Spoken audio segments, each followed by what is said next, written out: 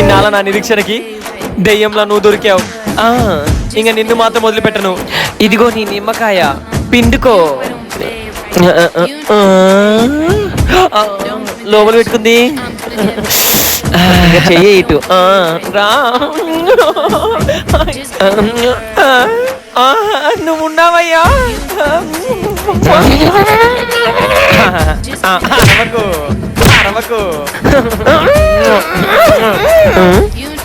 ఎందుకట్లా అరుస్తావు? ఎందుకట్లా అరుస్తావు?